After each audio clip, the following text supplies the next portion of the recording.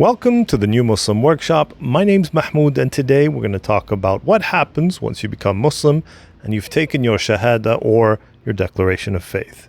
Stick around. Welcome to the New Muslim Workshop. Welcome back. So the first thing you have to understand is there are certain things in Islam that are compulsory and that you, as a new Muslim, you have to start undertaking, you have to start actioning. And the first thing is obviously prayer, salah. Muslims have to pray 5 times a day. And the 5 times a day are dawn prayers, you have noon prayers, afternoon prayers, sunset prayers, and you have night prayers. Each one of them is slightly different than the other, and so you have to know what to do during what prayer. So the first thing you have to do is educate yourself in how to pray. What I will try to do is I will try to link either videos we've made or videos from other content creators, Muslim content creators, that will teach you how to do certain things. So in this case, we have still not made a video teaching how to pray, rather certain parts of the prayer. So what I will do is put in the description below links to videos that you can watch to teach you how to pray. So the first thing you need to do is learn how to pray, and that has certain requirements. The requirements are that you will need to know how to say certain prayers. In the beginning, it's understood that you're not going to know Arabic, you're not going to understand what you're saying. So what we've done is we have provided a sheet, we've created a sheet for you that contains transliteration. So we've taken the Arabic word, we've converted it to phonetic English so that you can kind of mouth it out while you are praying. So you can hold the piece of paper, and while you're praying, you can use this piece of paper as a guide to know what to say. And then, inshallah, you will start memorizing these phonetically in the beginning, and then eventually you'll learn what they mean, and inshallah you will have some knowledge of Arabic. But in the beginning, it's understood that it's a completely different language, it's completely different to English, and so it's understood that it's going to take you time. We are here to help you as much as we can, and so the download link to that sheet is in the description below. Please download it, and if you have any questions, please email us at thenewmuslimworkshop@gmail.com. Second thing you have to do is you have to look at the things that you are doing or that you are used to doing in your non-Muslim state, when you were non-Muslim, that you might be addicted to. So if you are someone who drinks alcohol, you have to understand that Muslims do not drink alcohol. It is not permissible for us. It is a big sin. And one of the things that is a punishment for us is that we do not receive the reward of 40 days of prayer. So we still have to pray, but for those 40 days, we do not receive the reward of the prayer if we consume alcohol. So you have to understand that you have to wean yourself if you are a heavy drinker, or you have to stop yourself cold turkey. The same goes towards drugs, intoxication, any like marijuana, recreational drugs. None of this is on peyote. We're not allowed. Muslims are not allowed to take any form of intoxicant and some certain types of stimulants. So you can drink coffee, you can drink tea, that's fine. That's just caffeine. However, speed, no. Number 3 is if you are in a relationship with somebody, so if you have a boyfriend or girlfriend and you're not married to that person, you will have to end that relationship, or ideally, you would have already discussed the conversion to Islam with that person and made them aware. That's what a good person would do. If you haven't done that, what are you thinking? So yeah, you need to go. You have to discuss the matter with your partner or ex-partner, and you have to tell them that, look, I've become Muslim. We cannot have premarital sex. If we are to continue our relationship, we will need to get married. Now, if you're a woman and your partner is a man that has not converted to Islam, then that person is no longer lawful for you. And if he refuses to convert to Islam, that means that you have to end that relationship. You have to find somebody else. If you continue in that relationship and you continue to have intercourse with that person, then that would be considered zina, fornication. And the punishment for fornication in the afterlife. I'm not even talking about Islamically or the Sharia aspect of it.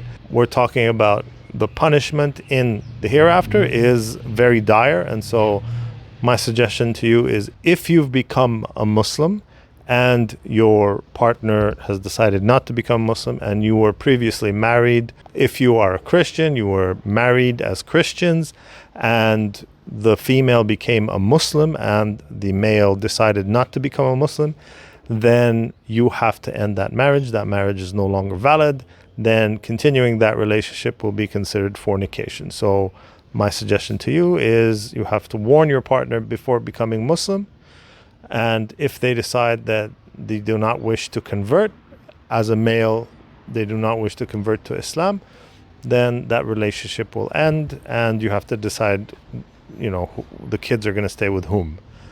So that has to do with impermissible relationships. I understand this is difficult. I understand that many people are very attached to their partners, but you have to understand that in the scheme of things, your creator is more important than your partner.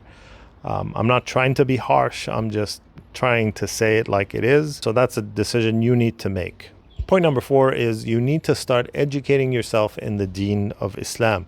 So the first thing you should educate yourself in are the 5 pillars of Islam, because these have to do with requirements. These are acts that you have to partake in. You have to actually do these things. And so the 5 pillars of Islam is the Shahada. You've already done that. Is praying.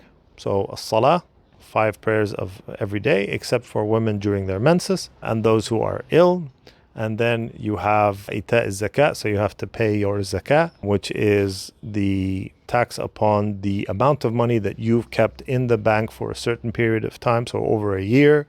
If you haven't touched that money, so if you have money that you've kept for a year and you haven't touched and it's just been sitting there, then you have to give 2.5% of that money in charity. Okay, and there is a requirement for that. And then you have the siyam, the fasting of Ramadan, and then you have al-hajj. So you have pilgrimage for those who are able to, for those who are capable and have the financial means to go and perform pilgrimage. So the 5 pillars of Islam, you have to study that. You have to understand what is required from you once you become Muslim. Part of the reason why I'm making this video is to explain what is required of you once you become Muslim. So once you become Muslim, 5 pillars of Islam, you are subject to that requirement, and you have to understand the 6 articles of faith, which is belief in Allah, His messengers, His angels, His books, and so on and so forth, qadar, etc. So you have to believe in these. If you do not believe in this, you are not considered Muslim. Number 5 is, you need to get yourself a mentor. Now, obviously, this channel is kind of like a digital mentor. I try to convey as much information that I can in as many different subjects pertaining to people who have become Muslim, to reverts. This doesn't mean that these videos that I make are going to be sufficient to answer all your questions. You're always going to need some kind of one-on-one. My offer to you guys, if you need a part-time mentor, I'm available. You can email me at thenewmuslimworkshop@gmail.com, and I will be happy to send back answers to your questions. And if I have any material that pertains to what you're saying, I will send it back to you. That way, at least you will have a part-time mentor. However, the best thing you can do for yourself is contact the Islamic Center or the mosque, talk to the imam there, talk to the person in charge, ask them if they have a mentor program, or if there are any people in the congregation that are willing to help out and to connect with you so that they can convey to you knowledge about Islam. This is very important. If you are a female, ask for a female mentor, and if you are male, ask for a male mentor. In Islam, we discourage any mixing of the genders. We do not want any possibility of a fitna, temptation to happen, and so it is best for you to mentor with somebody from your own gender.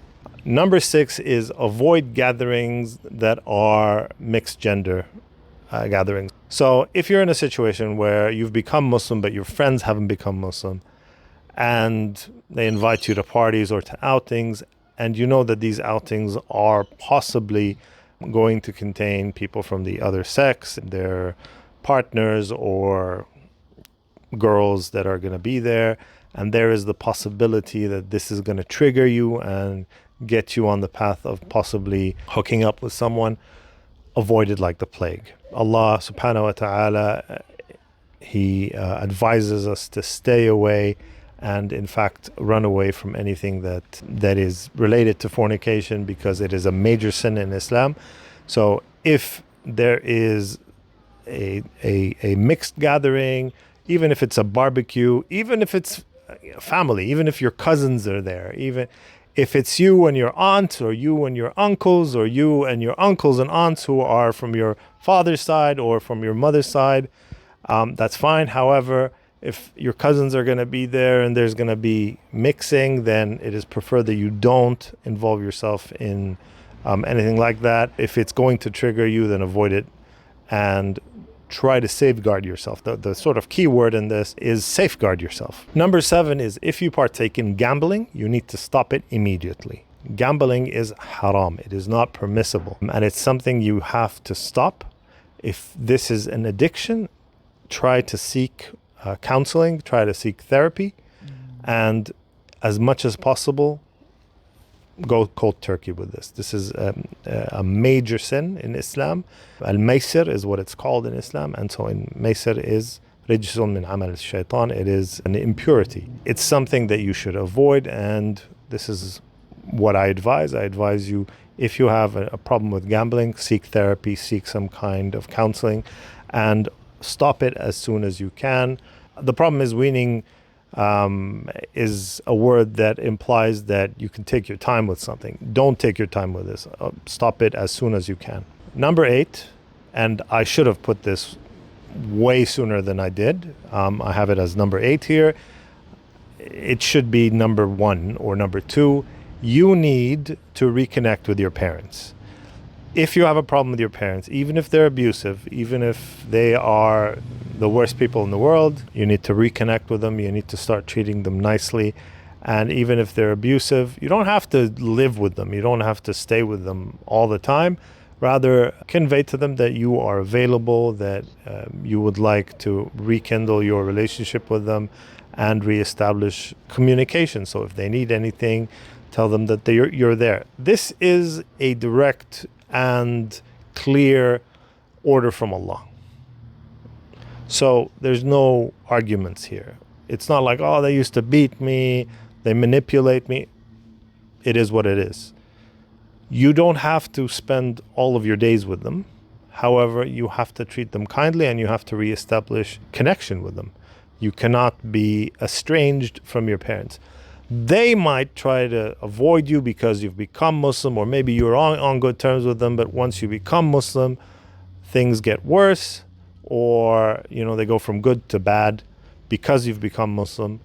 You have to show them that what has happened is you've become a better person once you've become Muslim. This is a requirement. This is compulsory. This is not voluntary. It's not, I'm voluntarily going to connect with my parents. No. So just be aware that this is something that is compulsory upon you. You have to treat your parents with kindness. You have to be kind to them. You have to be merciful. It's in the Quran. There's no ifs, ors, or buts in the matter. You have to reconnect with them. You have to be nice to them. And the same goes towards your uncles and aunts. You have to be nice to them. You have to be kind to them. Not as much as your parents. Obviously, your parents are the priority here. So your parents are the priority, that your parents are what matters. However, the relations and relations of kinship are very important in Islam. It's in the Quran. This is called Silatul Rahim, and this is something that you have to do. It's not voluntary. So rekindle your relationship with your parents, reconnect with your kin and extended family, be kind to them. Try to convey Islam in a good light, because now you are an ambassador for Islam. If Islam has not changed you from whatever you are to something better, then you really don't understand Islam in its truest form. Number 9, you have to reevaluate the people that you hang out with. The Prophet, peace be upon him, said, "Al-mar'u ala dini khalilih." A person is on the religion of his companion. So the religion in this context means like the way you act. If your close friend is a piece of garbage, then by association, you are a piece of garbage. And so you need to reevaluate what kind of people you are hanging out with. If your idea or your friend's idea of a place to hang out is the pub and that's the only place that they hang out with, then you're not going to be able to go there, because we are not, as Muslims, we are not allowed to go to the pub. We're not allowed to sit with someone who is drinking. We're not allowed to sit in a place where alcohol is served. Even a restaurant that serves alcohol, you have to be wary of. So there are restrictions to, if you're sitting on a table and somebody gets served alcohol, you shouldn't be there. You should try to either get away from that table or avoid that meeting altogether. So you have to reevaluate your friends. Try to make new friends from the masjid. Try to make new friends, connect with friends over the internet. There are many ways of connecting with people nowadays. Some people make friends online through gaming servers. They have raiding parties that they become very close with, and so on and so forth. There are Discord servers that you can connect to and get to know people. And these people are in many cases happy to teach you Islam if they are Muslim, and that's what you should strive to be. You should strive to connect with Muslims so that you can surround yourself with people who understand the faith, that understand the deen, and you can have sort of many part-time mentors, people who you trust, and you trust their understanding of the deen of Islam, and so you can ask them about rulings. You should be doing your own research in all cases. One of the places that you should be going to do research is islamqa.com. That is one of the best websites for finding out rulings in Islam. It's very straightforward, and they are kuf, and they are people who are trusted. Number 10, you need to review how you make money. So if you work as a bouncer in front of a nightclub, that's not halal. That is not a halal job. If you are a bartender, that's not a halal job. You are serving people alcohol, you're dealing with alcohol. Even if you don't consume it, you are serving it. This is haram. If you are working in a bank that deals with interest, this is haram. If you're cutting women's hair, say you're a barber, cutting men's hair is permissible. Even as a barber, there are certain things that are not permissible, certain haircuts that are haram to do. Making money and reviewing how you make money is an important part of how a Muslim makes money, so that Allah can give and put blessings and reward in your money. If you are feeding your children from money that is haram, that is impermissible, that was gained in impermissible ways, then you have a problem. So my advice to you is you need to look at how you're making money and then go and ask, is this permissible? I remember recently I was on Reddit and I read that some brother recently got a job for a defense company that makes drones and makes weapons. This is not a halal job. This is 1,000% not a halal job. You are not in control of the weaponry that you have developed and you've written code for, or you've engineered parts for. You don't know who is going to purchase these weapons, and you don't know if these weapons are going to be used to murder and kill and maim other Muslims.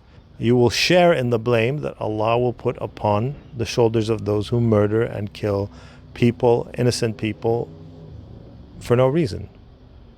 So unjust murder of people will be on your hands. You will have blood on your hands if you partake in working for a defense company that makes weaponry, because you're not in control of who these weapons are being sold to. So avoid that job completely. I wouldn't even consider working in that field, and work in innovation, in some healthcare. Work in healthcare. There's nothing wrong with that. It's a noble category, and it's a job that a person can be proud of. Don't work in, for example, plastic surgery. There is plastic surgery that is halal, and there's plastic surgery that is haram. Plastic surgery that has to do with defects, like somebody's a burn victim and you're helping them basically just go back to default or go back to normal. There's nothing wrong with that. However, people that shave their bone to look like other people or to look better, or they have nose jobs because they don't like their noses, they want straighter noses, and they want smaller noses. All of this is haram because it's changing in the creation of Allah. It means that you're dissatisfied with what Allah has given you, because even if there's no defect, it's not like you have a problem with the way you look. Meaning you don't have, let's say if you have some kind of scarring, if you have your nose, the part of the nose bone is not there, and so it's all the way in. It's causing you problems, causing you respiratory problems. Then fixing it and going to default, going to the standard way that people look, there's nothing wrong with that. That's acceptable plastic surgery. However, plastic surgery that has to do with nip, tuck, face, what do they call them? Face, I don't remember. But there's one where they kind of a face stretch or a face, I don't know what it's called, but that one's haram, 100% haram, because you're trying to beautify yourself in a way that is not permissible. Same goes towards breast augmentation, even something as simple as plastic surgery. You have to rethink of what you're doing. If you're doing it and you're helping people just go back to default, then there's no issues there. However, people who change the way they look, they want to look closer to Barbie, that's a sickness. That's not permissible, and you should avoid trying to empower people who want to do something that is haram. So try to earn your money in a halal way. You have to research it. You have to review how you make your money. If you're involved in crypto, if you're involved in the stock market, find out if what you're doing is halal. I understand it has great gains, but if it's haram, if you're making money from a haram way, then Allah will make this a punishment. He will punish you with this money that you've earned, rather than make this a boon and a blessing for you. I hope this was informative. I hope this answers some of the questions that some of our revert brothers and sisters have regarding what to do after you've taken your Shahada. If something is not clear, please send me an email at thenewmuslimworkshop@gmail.com, or put your question in the comments below, and I'm happy to answer them. I'm also available on Reddit, user The New Muslim Workshop. We're also available on Twitter at Muslim Workshop. So there are many ways for you to get in contact with us. So if you have any questions, please go ahead. And like I said, I'm happy to be your part-time mentor, but like I said, it's only part-time, and I will prefer to deal with males. What I can try to do is I can try to find a sister that is happy to help be a part-time mentor for any of the sisters that have any questions or need guidance regarding anything. Thanks for watching. Please consider sharing, subscribing, hitting the like button, and hitting the notification bell. Assalamu alaykum wa rahmatullahi wa barakatuh.